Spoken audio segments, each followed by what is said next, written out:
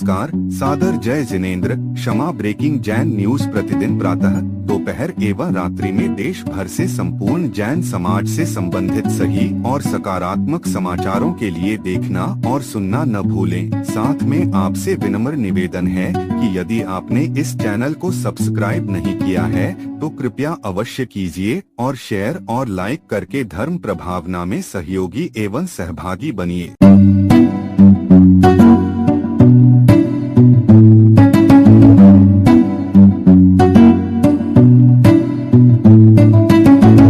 भगवान पार्श्वनाथ धाम काकोरी में स्थित साधु सेवा धाम आगम के पथ पर चलने वाले ऐसे दिगंबर जैन मुनिराज, आरिका माता जी व अन्य त्यागी व्रतियों के विश्राम एवं आहार की पूर्ण व्यवस्था कर रहा है, जो अत्यंत वृद्ध अवस्था में है या रोग ग्रस्त है। आप भी इस पुण्य कार्य में सहभागी बने और पुण्य के भागीदार बने। एक दिन के चौके की राशि मात्र 2100 रूपए। 10 साल की पात्रता, जिसमें आपके नाम से साल में 2 बार चौका लगेगा, जिसकी राशि मात्र 11,000 रूपए है। आजीवन साल में 2 बार आपके नाम से चौका लगेगा तथा आपका नाम शिलापट पर लिखा जाएगा। राशि मात्र 25,000 रूपए है। 1 माह की पूजन राशि मात्र 3100 रूपए। दान जमा करने हेतु खाता विवरण Bhagwan Parshvanath Dham trust, bank of Baroda, Chowk branch, Lucknow. खाता संख्या 0645010029 IFSC कोड BARBO LUCKNO। संपर्क सूत्र 9452017984 7007783995।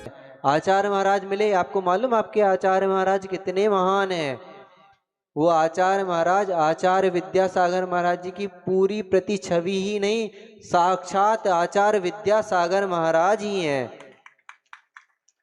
वो इतने महान हैं कि कभी भी ये नहीं कहते कि मैं प्रतिष्ठा करने जा रहा हूँ, मैं पंचकल्याणक करने जा रहा हूँ, मैं सूर्य मंत्र देने जा रहा हूँ।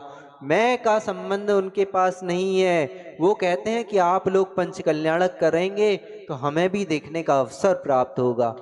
इतने महान आचार्य हैं जो अपने आप को, जैसे निराला सागर महाराज जी ने एक हाइकू सुनाया होगा आपको, गुरु ने मुझे गुरु समय दिया लघु बनने, गुरु ने मुझे गुरु समय दिया रघु बनने, गुरु ने मुझे गुरु समय दिया प्रभु बनने।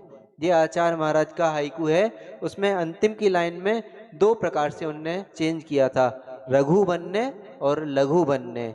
रघु बनने अर्थात जो पाषाण से भगवान बनने जा रहे हैं, वो किसके कारण बनने जा रहे हैं? गुरु समय के कारण। समय सागर महाराज उसमें प्राण प्रतिष्ठा फूंक देंगे तो वो भगवान बन जाएंगे। और अपने को क्या बनना है? जो जितना ज्यादा लघु होता है, तराजू का दो पल्ले रहते ना, तो एक पल्ला नीचे झुकता है तभी दूसरा पल्ला ऊपर जाता है। इंसान जो है वो पक्षी नहीं है कि उठाया पंख और वो आकाश में उड़ गया। इंसान तो इंसान है, जो जितना नम्र होगा, जो जितना गुरु चरणों में झुकेगा, वो उतने ऊपर उड़ेगा। तो हमें उतने ऊपर उड़ना है तो नम्र बनना है। और क्या करना है? अस्ति मज्जानुराय रत्तो पे माणुराय रत्तो, ऐसे राग करना है। किससे करना है? राग वीत रागियों से राग करना है। और जो आपके सधर्मी बंधु हैं उनसे भी राग करना है, लेकिन ऐसा विषयानुराग नहीं करना। हम क्या करते हैं? हम विषयानुराग में फंस जाते हैं। तो सत्वेषु मैत्रिम, सभी जीवों से मित्रता के भाव। और फिर दूसरी कड़ी क्या है? सत्वेषु मैत्रिम गुणिसु प्रमोदम, गुणियों में प्रमोद भाव रखना। कैसे प्रमोद भाव रखना? जैसे आचार्य भगवान हैं, आचार्य भगवान की आचार्य गुरुदेव पे ऐसे प्रमोद भाव हैं। कहने को तो वो गृहस्थ जीवन के भैया हैं। अपन लोग गृहस्थ है ना, तो अपन गृहस्थ जीवन के भैया भैया देखते हैं, लेकिन जो शिष्य का कर्तव्य है, जैसा शिष्य का कर्तव्य होता है, वैसा पूर्ण समर्पण भाव अगर देखना है तो वो आचार्य महाराज में है। वो ऐसा प्रमोद भाव रखते थे आचार्य भगवान पे कि अभी भी उनके प्रवचन में प्रतिदिन कभी वो ये नहीं कहते कि ऐसा होना चाहिए। वो कहते हैं हमने गुरुदेव से ऐसा सुना है, हमने गुरुदेव की वाणी में ऐसा सुना है। उनने तो गुरुदेव को साक्षात पिया हुआ है। इसलिए उनका जीवन गुरुदेव जैसा बना हुआ है। तो वो हमेशा क्या कहते हैं कि गुरुदेव ने ऐसा कहा है, तो ऐसे गुणों पे ऐसा प्रमोद भाव रखना जैसे वो प्रमोद भाव रखते हैं। और बरगी नगर वालों के वैरागियों को तो इतने सारे, इतना बड़ा संघ मिला है, 72 घर की समाज है इधर पे। कोई आ रहे थे जब बता रहा था कि 72 घर की समाज है, और राजा श्रेणिक की बोली कितने में गई है? 72 कलश में। तो 72 का कलश गई है, 72 घर की समाज है। तो जिसने बोली ली है उसकी तो अनुमोदना करना ही, जो पात्र बने हैं उनकी तो अनुमोदना करना ही।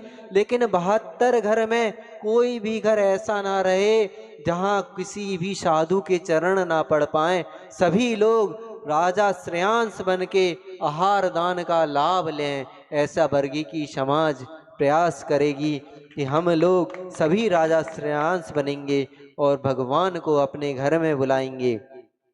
कल देख रहे थे बोलियां चल रही थी, जो बोली ले रहे थे और जो नहीं भी ले रहे थे, सब लोगों में बहुत उत्साह था। सब लोग नृत्य कर रहे थे, सब लोग आनंदित हो रहे थे, और जैसे जैसे बोलियां बढ़ती जा रही थी वैसे वैसे वो लोग प्रमुदित होते जा रहे थे। तो क्या करना?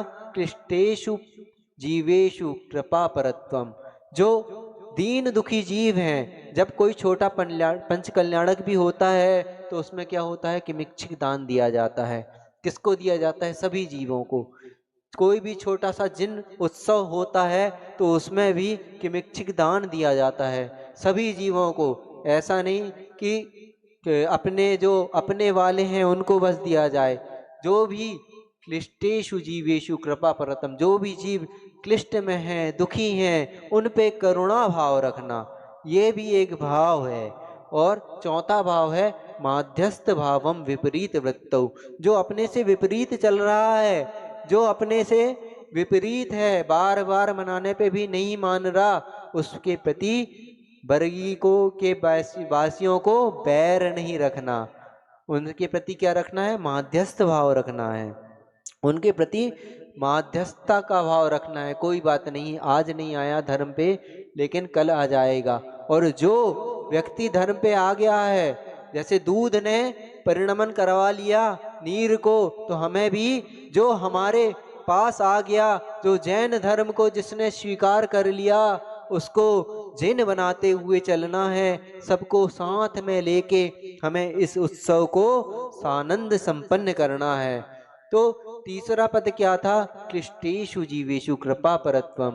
तो जो जीव दुखी है उस पे अपने को क्या करना? उसका किसी भी तरह जैसा बने तैसे उपकार किया जाए।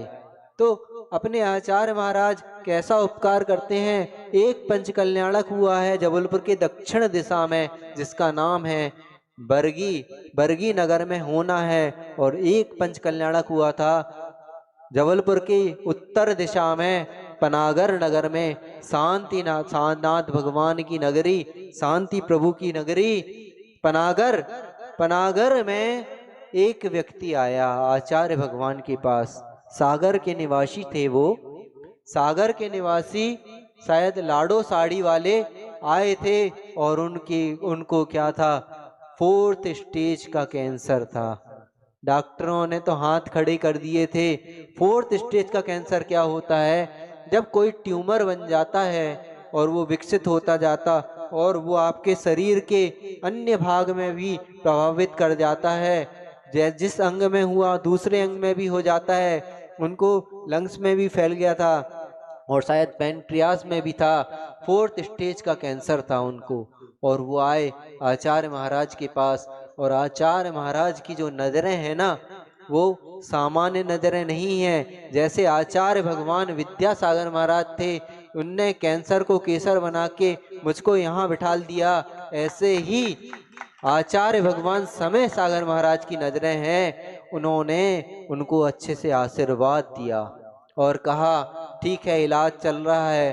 शायद कीमोथेरेपी चल रही थी बम्बई में। उनको आशीर्वाद दिया कि आप कराइए। उनके जो पुत्र थे वो डॉक्टर भी थे, उनने भी उसका अच्छे से अच्छा इलाज करवाया। और 6 महीने नहीं हुए और अभी परसों के दिन पंच कल्याणक के पहले वो आए थे और बोलने लगे महाराज कैंसर तो कैंसिल हो गया, अब मैं पूर्ण रूप से स्वस्थ हूँ। ऐसा है आचार्य श्री समय सागर महाराज जी का चमत्कार। तो जो बात आचार्य भगवान विद्यासागर महाराज जी में थी वही बात आचार्य श्री समय सागर महाराज जी में है कि उनके आशीर्वाद से ऐसा दुष्ट रोग जो दुष्टता की सीमा लांघते हुए आजकल हर जैनियों के हर घर में मिल रहा है। किस कारण से मिल रहा है? हमारा खान पान व्यवहार सब गलत हो गया, इस कारण से हमें ऐसा रोग चारों ओर देखने में आ रहा है। तो आचार्य महाराज ने उनको आशीर्वाद दिया तो उनका कैंसर कैंसिल हो गया और उनका जीवन धन्य हो गया। तो ऐसा भाव जो कहलाता है क्लिष्टेषु जीवेषु कृपा परत्वम, क्लिष्ट जीवों पर कृपा करने का भाव जो आचार्य महाराज का रहा था वैसा भाव, और माध्यस्थ भावम विपरीत वृत्तौ, विपरीत वृत्ति से माध्यस्थता का भाव अपने को रखना है। अपने सामने एक वर्गीय वासियों के ऊपर सामने एक बहुत बड़ा लक्ष्य है। एक बहुत बड़ा लक्ष्य क्या दिया है? पंच कल्याणक गजरत महोत्सव होना है। पात्र चयन में तो हमने बहुत ही अच्छे से उत्सुकता से बढ़ चढ़ के अपन ने भाग ले लिया, लेकिन अब एक बहुत बड़ा काम बचा है। बहुत बड़ा काम क्या बचा है? पाषाण को भगवान बनाना है और अपनी आत्मा को भी परमात्मा बनाना है। कहते हैं कि जल का अगर थोड़ा सा भी सानिध्य एक स्वाति के नक्षत्र में सीप के मुख में एक बूंद जल भी चला जाए तो वो क्या करता है? मोती बन जाता है। तो हमें ऐसे आचार्य भगवान का सानिध्य मिला तो हमें अपने अंदर मोती बनाना है, और हमें ऐसे पाषाण खंड नहीं बनना जो सैकड़ों साल तक दरिया में डला रहता लेकिन भीगता नहीं है। तो हमें ऐसे पाषाण खंड नहीं बनना, हमें ऐसे मोती बनना है कि आचार्य भगवान की अमृतमय वाणी से अपना जीवन नियम संयम की ओर अग्रसर हो जाए और हम इस पंच कल्याणक को अच्छे से संपन्न करें। एक बात और बोलनी थी कि जब यहाँ आए थे तो कौन सा है? बरगी। बरगी को हमने कहा ये बरगी है कि चीटापुर है? जहां देखो वहां देखो इतने चीटा है। तो चीटा तो बहुत है लेकिन हमें उनकी भी रक्षा करना है, क्योंकि शत्वेषु मैत्रिम, हमें देख के चलना है गलियों में चौराहों में कि किसी भी जीव का हनन ना हो, कोई भी जीव हमारे कृत्य द्वारा उसको बाधा ना पहुंचे। तो हमें देख के चलना है, देख के काम करना है, विवेक से काम करना है। एक आचार्य श्री का हाइकू है, भक्ति बहुत फिर भी अपमान, क्यों? विवेक ना था। तो हमें विवेक रख के साथ काम करना है। भक्ति तो बहुत रखी, अब भक्ति को भी बढ़ाना है और विवेक के साथ इस गजरत महोत्सव को सानंद संपन्न करना है। आचार्य श्री कहते हैं कभी भी विघ्न का नाम नहीं लेना। कोई कहता कि निर्विघ्न संपन्न हो जाए, नहीं, विघ्न का नाम ही क्यों लेना? अंतराय का नाम ही नहीं लो। अपन कैसा नाम लो कि सानंद संपन्न हो, और इस सानंद संपन्न होने का श्रेय जाता है तो आचार्य गुरुदेव को जाता है, जिनकी कृपा से आचार्य भगवान आपके नगर में आए और आचार्य भगवान के चरण सानिध्य में उनके आशीर्वाद से यह कार्यक्रम बहुत अच्छा संपन्न होगा। हमें पाषाण नहीं अपनी आत्मा को भी परमात्मा बनाना है। तो आप सब भी अपनी आत्मा को परमात्मा बनाएं इस पवित्र भावना के साथ। अहिंसा परमो धर्म की। क्षमा breaking Jain news YouTube channel पर विज्ञापन देकर धर्म प्रभावना में बने सहभागी। विज्ञापन देने हेतु संपर्क कीजिए मोबाइल नंबर 9026900740 एवं समाचार एवं वीडियो भेजने हेतु व्हाट्सएप नंबर 9335236222। क्षमा breaking Jain news YouTube channel देखने के लिए आपको बहुत बहुत धन्यवाद। सादर प्रणाम, सादर जय जिनेंद्र।